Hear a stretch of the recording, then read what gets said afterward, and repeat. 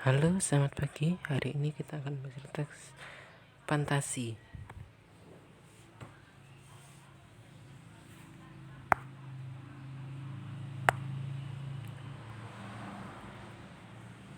Cerita fantasi adalah jenis cerita yang dibuat berdasarkan imajinasi penulis, berdasarkan pengalaman, pandangan, tafsiran, keendikian, wawasan, penilaiannya terdapat berbagai peristiwa. Ciri-ciri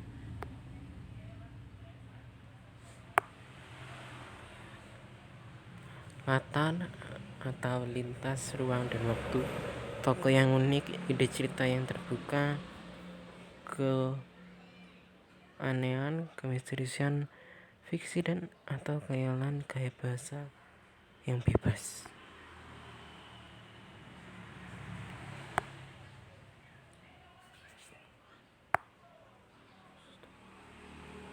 Fiksi atau khayalan.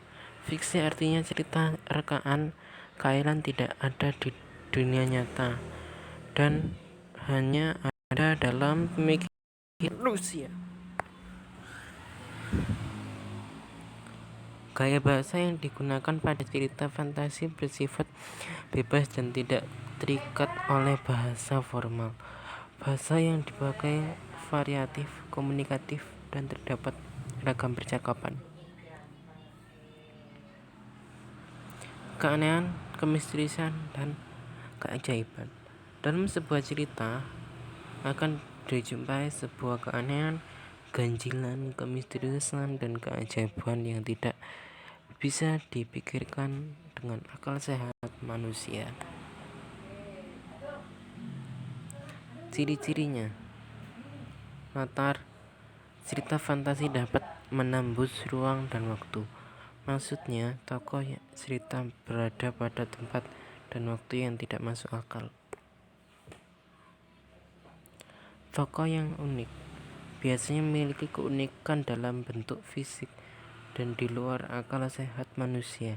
Keunikan tokoh dalam cerita fantasi bukan sekedar fisik semata.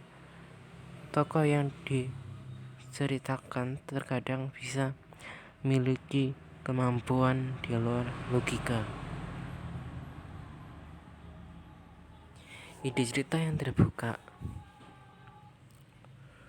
berasal dari khayalan, angan-angan, dan bukan merupakan peristiwa yang masuk akal, sehingga tema yang diangkat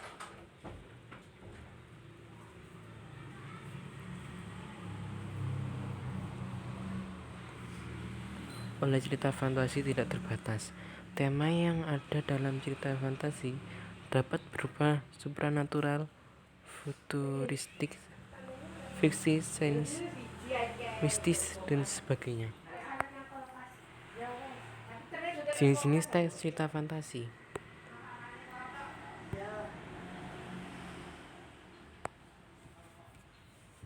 Ada dua jenis, yaitu latar cerita dan kesesuaian dengan kehidupan nyata. Kalau latar cerita itu dalamnya ada latar sezaman, dan cerita fantasi kesesuaian dengan kehidupan nyata. Cerita fantasi total dan cerita fantasi sebagian. Dan kalau latar cerita, latar lintas waktu dan latar zaman. Cerita fantasi total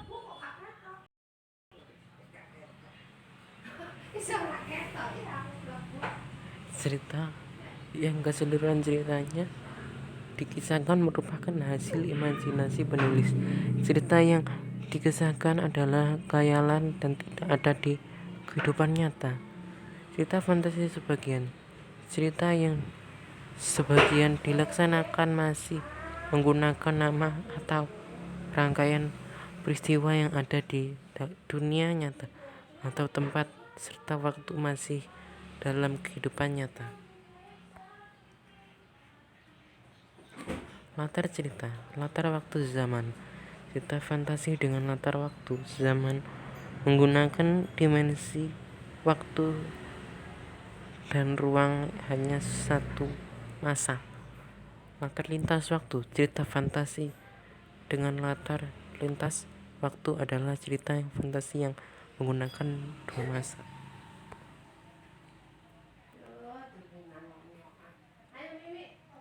Unsur intrinsik.